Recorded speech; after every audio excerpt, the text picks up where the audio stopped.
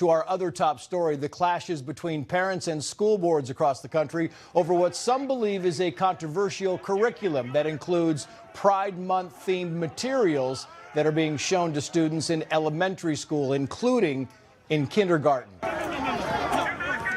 They need to stop asking little children what they sexually identify as.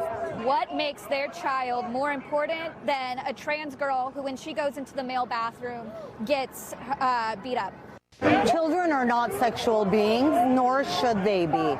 The sexualization of children is pedophilia. If I want my kids to have access to the school library, consent form. Get a cough drop, consent form. So my question to you, GUSD, is where is the consent form that gives this school district or any other school district permission to discuss, diagnose, or affirm my child's sexual orientation or gender identity?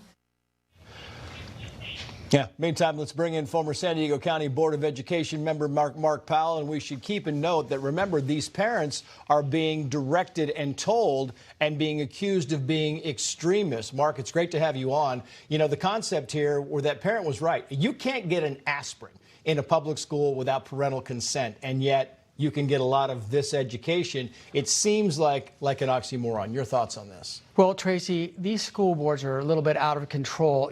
Just recently, they were called terrorists when a parent came to the school district just to talk about what's going on with their students' curriculum.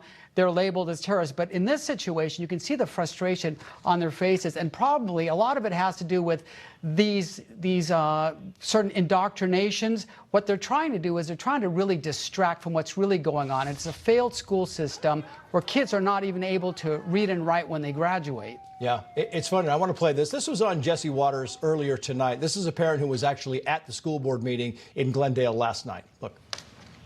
The protest that you saw, it wasn't a protest. We were simply parents attending a school board meeting, and fathers and mothers, we were confronted by Antifa.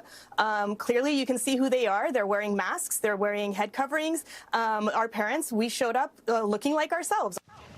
When Antifa has to be brought in, you know, when Antifa's going after parents, Mark, you know that the left is concerned about this, that it is kind of riling them up, and they're like, listen, we need to quash this kind of dissent. Well, the kids are still recuperating from the shutdowns. There's still mental health going on, issues going on. And with all these mental health issues, why are they piling on other types of things that they really don't need to do right now? They need to start focusing on reading, writing, math, the basics, because our districts are failing them. And with these kind of indoctrinations, we can't use our children as political pawns for all these different groups that want to, you know, indoctrinate them into what they feel that they should know. Right. Test score levels are at a 3-decade low. And I'll put this on the screen. Glendale School Directive calls for LGBT lesson plans. Parents may not pull students from such classes. Schools must use students' preferred names and pronouns. Schools are prohibited from notifying parents without student consent, access to locker or restroom of chosen identity.